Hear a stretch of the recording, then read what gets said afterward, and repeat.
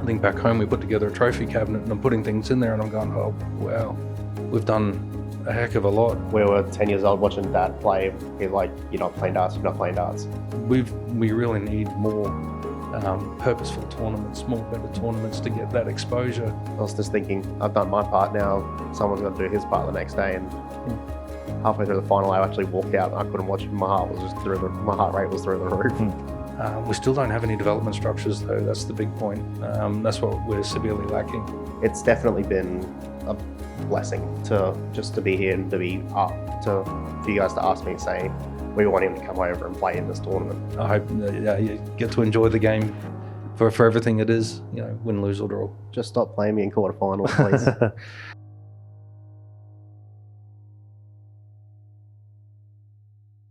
Welcome to this very special edition of Tungsten Talk, where it's a family affair. I've got the Smiths alongside me, all the way from Australia, Raymond and Ky. Welcome along, gentlemen. Raymond, we're recording this on a week where both of you are actually playing in the MODUS Super Series.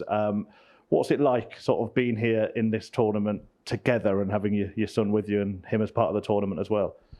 Yeah, it's kind of like a two-part process. I'm focused on my game, absolutely, and this is something that I've been had in the calendar for a long time. But at the same time, I get my dad moment. I get to watch Ky and all the nervous energy and the excitement that comes with that as well. So it's been fantastic from my perspective, but yeah, difficult at times too. And you qualified through Group A, so it's actually worked perfectly, hasn't it? You've done your job so far, and you can sit back, maybe sit forward and watch Ky. Yeah, absolutely. I don't think my wife and I were off the edge of our seat the whole of yesterday. We watched every game. We were, really excited, nervous. We went through the whole gambit. And Ky, you've had it the other way round. So you were watching Dad earlier in the week. I'm sure you're pleased to see him get through, but have you been sort of champing at the bit to get on the stage yourself? Yeah. So when he was playing, I was listening to Mum's very colourful commentary. I was still thinking after day one, he'll get through. And then on day three, Raymond, he rocked up. But as soon as I got on the stage, it didn't feel out of place. Didn't feel different. I felt good. Just few results didn't go my way, but that come down to my doubling in the most part. But as I say, today's a new day, so hopefully we can continue the role we got on at the end of the day yesterday. Yeah, we're speaking to you just before the final day. Still a chance of getting through because of the last two victories you had as well. How nerve-wracking was that? I'm going to let you both answer that question, starting with you, Ky. I was more nervous personally when Dean was throwing out 40 because I was looking at the board. I was also thinking, if I get a shot, don't cause a hiccup. And as soon as I left double 10, I'm thinking I've hit it was the double that was bailing me out all day. So to hit it was a bit of a sigh of a relief from me. Yeah, it's a huge match for him to win, wasn't it? Because he's not only getting points for himself, but he's stopping somebody who's in second place at that point from opening up a big gap. Yeah, absolutely. I mean, from that perspective, it was huge for the opening up of the draw. So, I mean, it's going to make for a very interesting day today. But from our perspective, sitting back and watching it, it was more, this gives Ky the impetus now that he can kick on, and then he started to kick on and show the darts that he can play. So, massive in the context of the day and the table overall. We don't know yet if you're both going to be on the stage on Saturday night. We know that you'll both be here. I'm sure that you will either way, Ky. But let's go right back to the other big story that happened in this building, which was when you won Series 2. Give us some memories of that. Yeah, it was just fantastic. I mean, I couldn't... I try to tell everyone back home what the experience was like, but it's very, very difficult because it was just everything about it was, I had the ups and downs in the same week. I was in form and out of form almost in the same day, and it was just amazing, And when I think back on it, it was not a lot of people know, but I nearly didn't come because I didn't. We just bought a house and things were going fairly wrong, and then my manager talked me into it, and I thought, I'll come over, and it was probably the most complete experience in my darting career. Has it become even bigger since, in a way, because the MODUS Super Series has become bigger and bigger since? Obviously, the next champion after you was a certain Luke Littler. Yeah, you only went on and done it twice, you know, and but it's got massive. Like I know from myself, we watch it all the time. So on our Wednesday night league, for argument's sake, there's a group of us that just sit around and talk about it, the games that have happened, and so on, and it's been amazing. And what was that like as a family to see your dad achieve that, all the ticker tape coming down, the nice giant check that he, I think, was on the aeroplane within a few hours? Was that the one that got confiscated? No. But no, it was sitting back home and seeing him hit that double. We were definitely on the edge of our seats from the moment that the day started, but it was definitely good to see him get over the line, considering, was it you went by yourself? Or? Yeah. So especially he is bad with homesickness. I can vouch for that one, but he was, to put all that aside and get the job done, especially, it was amazing. It was a true testament to his mental fortitude, I should say. What's it like to be back, having had that experience before and not being able to come back in between? Yeah, it's been difficult not being able to come back. Yeah, it's pretty well known that I've had a few health problems and so on. So, and MODUS is just, it's giving me another opportunity now to take that next step in my career, because I'm a little bit more focused, I suppose, on where I'm going. So, yeah, there's a lot of different pressure this time around. Last time it was a test, to see where I'm at and what I'm doing, and then Champions Week was a test to see how I can play in a big game. I had Ali Pally, I've had Lakeside, but this was, something where I felt like that I was comfortable. I wasn't comfortable at Lakeside. I wasn't comfortable at Ali Pally. Very comfortable here. Like, here's just the right environment to play elite level darts. So now I'm trying to find, is that, can I bring that out again? And yeah, I think I'm doing okay. Certainly more than okay. Look, that's very much a present. What we do want to find out about the history, the past of you and your family. Ky, what are your first memories of darts? This is the running debate. The running joke is that my little brother Connor and we don't listen, because we were 10 years old watching Dad play. He's like, "You're not playing darts. You're not playing darts." I refused to let him play. Really? A week or two later, I think we went down just to a little sports shop. Said, "All right, get in the car. Let's go get you a set of darts." And from there, it's just. What was the reason you refused? At the time, I think the way that darts was working in Australia, it's just not something that I wanted them to be in and around. They showed aptitude and talents for a lot of other sports, and my youngest son was a fantastic swimmer. He was a wonderful swimmer. Ky, he could play just about anything, so I tried to get him into tennis and everything else but darts, but yeah, the call just came too loud. So was this a rebellious streak in you, or was it actually secretly that you wanted to follow in your father's footsteps? I think it was a little bit of both, because, well, we joke about it now, saying, "Do you regret it?" He says yes, but he also says no, because even though Connor doesn't get the spotlight he deserves, he's done a fantastic job for himself, whether he's winning local club events, playing his rep games. I'd still say I get the biggest smile on my face when he says, "I've played in this and we've done this, we finished here." Not whether he won or lost, but because he's doing his own thing, trying to put his own footpath in there.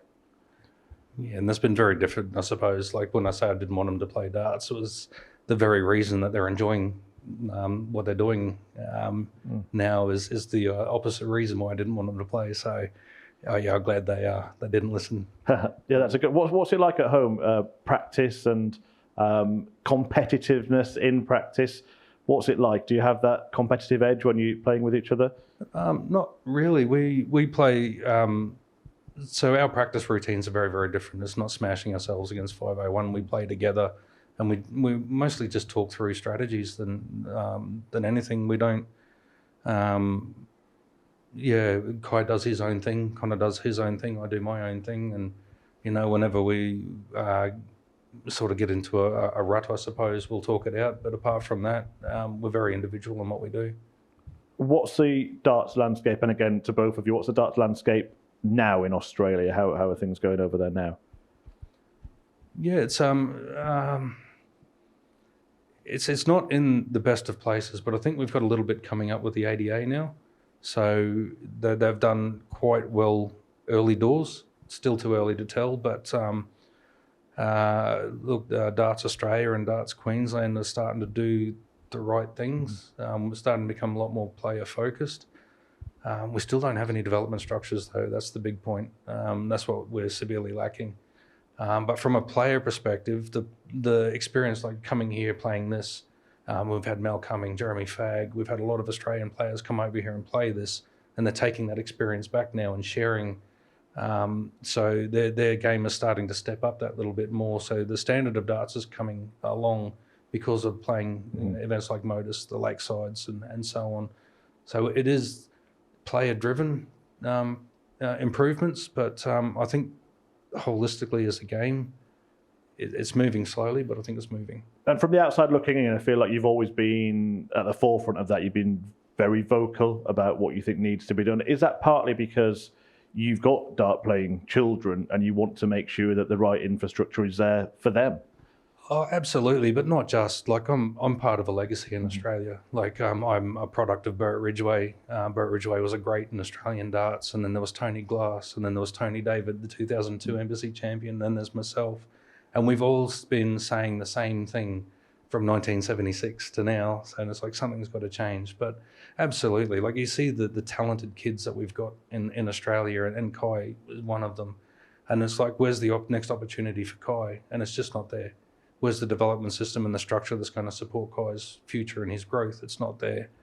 When we get so many phenomenally talented players in Australia that just turn away from the game because there's no opportunities.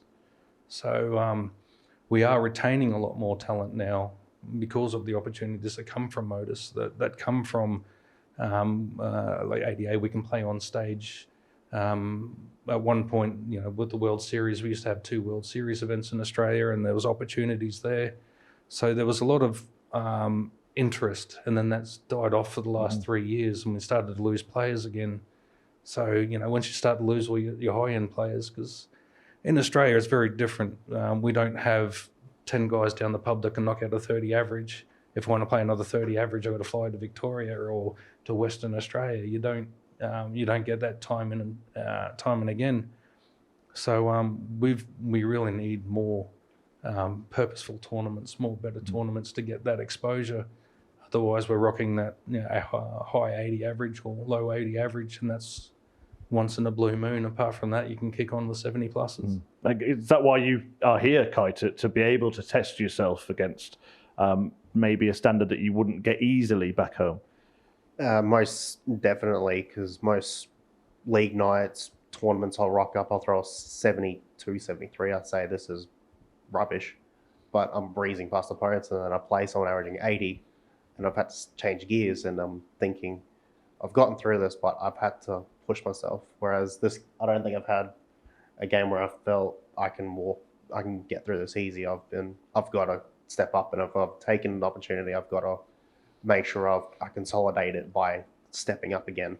So it's definitely been a blessing to be here and for you guys to ask me and say, we want him to come over and play in this tournament. Absolute pleasure to have you both here, and we will hear more from Raymond and Ky Smith after this short break.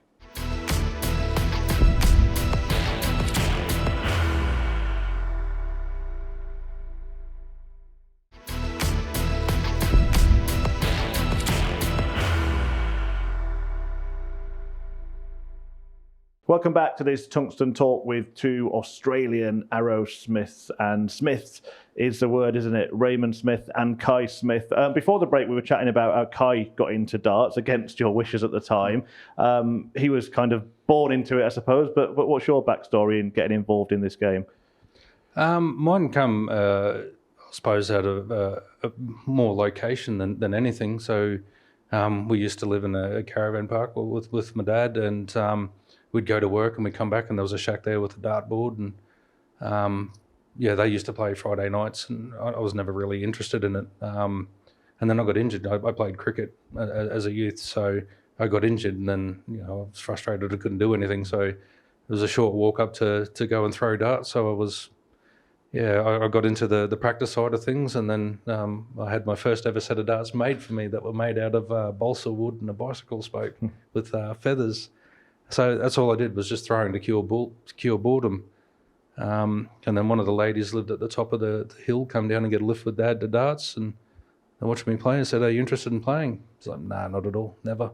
Thanks, but thanks. No, thanks, but no thanks." And yeah, one day their team was short, and Dad says, "Come on, I'll take you out for dinner, and if you play darts for us." And I was like, "Okay then." And yeah, then I went and we played against a fellow named Peter Neal, and he was a former Queensland player. And I think I went up my first 3 darts, hit 60-60, perfect as it. And the next one I didn't even make it past the oculine, I don't think. It just went straight down to the ground. And that was it. I was hooked. I was straight into it. Gent behind me come down and says, "Oh, how long you been playing for?" This is obviously not long if I'm nearly piercing my toe, but and then yes, I mean that was 2 weeks before my 18th birthday. I played my first rep game on my 18th birthday and loved it. Absolutely loved it. At that time, did you ever think that you could actually be playing at a world championship, for example? No, look, even when I qualified for a world championship, I didn't think I could ever play at a world championship. It was yeah, I was never that way inclined with darts. Like I didn't understand what good was. You know, I go and play. I win a lot of tournaments around home, and then you go and play the big boys in Australia and get flogged, and then you're talking about the next level again. And yeah, I don't think it was until 2002 when Tony David won that embassy that I thought, you know, yeah, I'm going to go down and play him when he come back to Australia, and then he didn't make the final and I did, and I remember giving him a whole bunch of curry. Got smashed in the final, but that's neither here nor there. But that's when I started to think about it. You know, maybe if I put in the work, I can do something with this.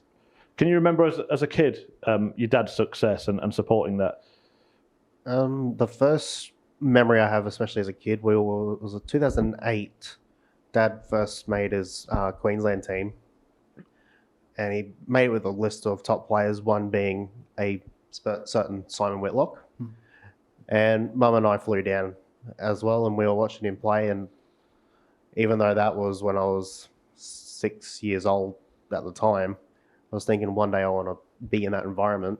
And just so happens I've done it now 4 times as a under 18 and 4 times in seniors over 2 different states. You've both won a lot of titles between you in Australia. Raymond, you've won pretty much everything over there. As on your way up, how proud were you of achieving the titles that you did in Australia and continue to do? Until probably last year, I didn't really take too much stock of what I was doing. It was just another tournament. Not to say that as dismissive, but I never really gave myself the chocolates and all that. Like it was always pressure to do well, to do something, to win more. You know, even the 2017 World Cup win, you know, I didn't give myself a pat on the back for it.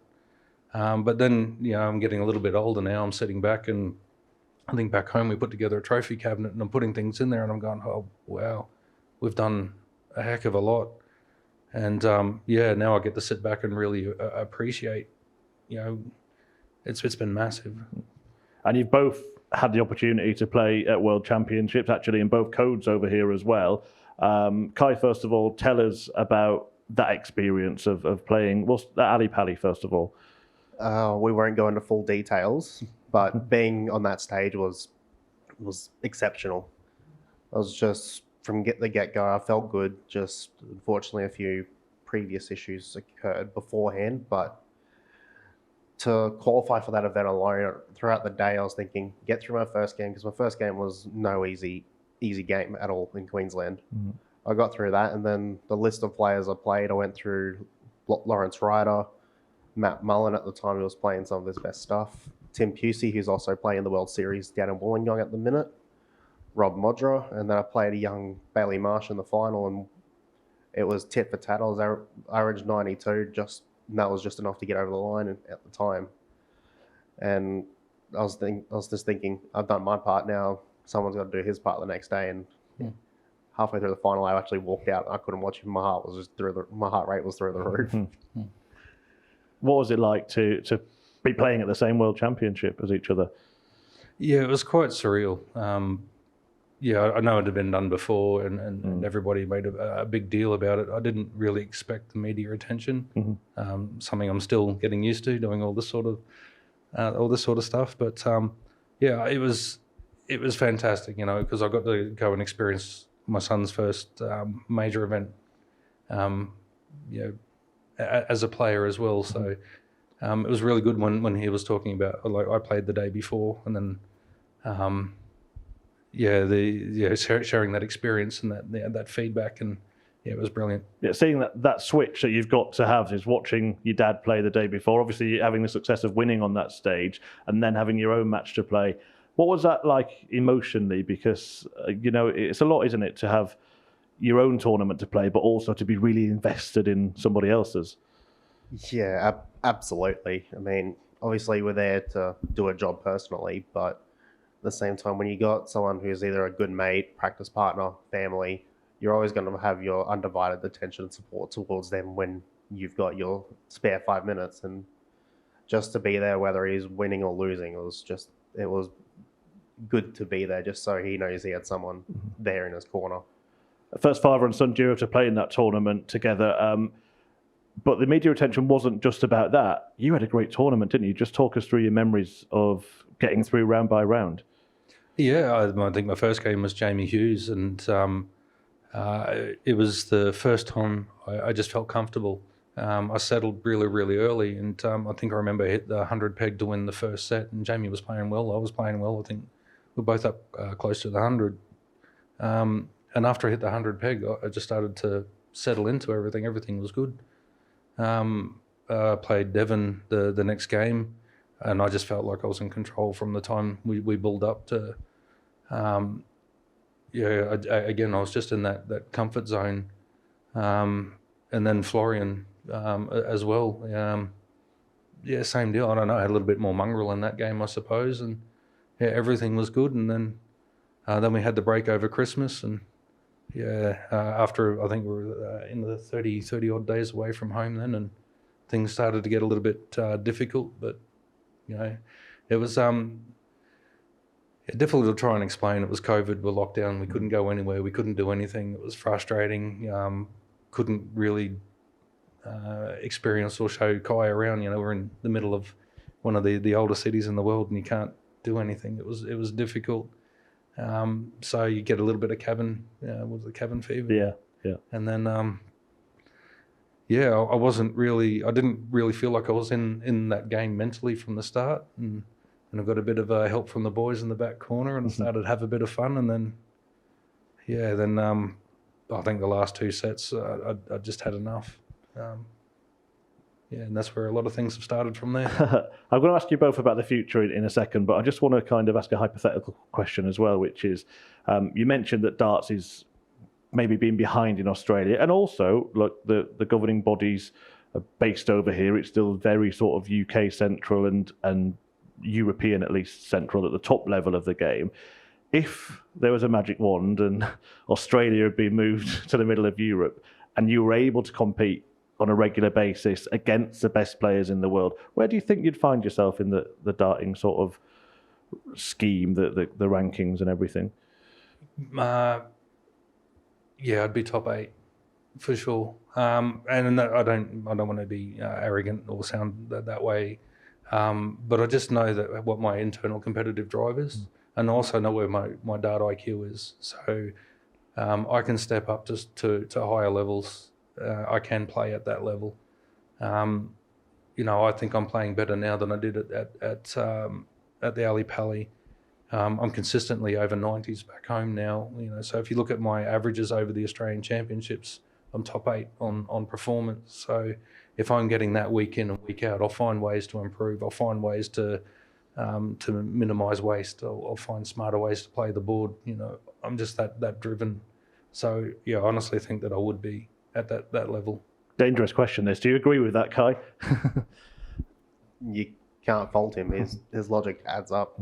His results add up to it as well. So I don't disagree with his statement at all. Everything that, just listening to Raymond there, it sounds like such a great influence to have around. How much of an influence is he on you specifically with your darts career?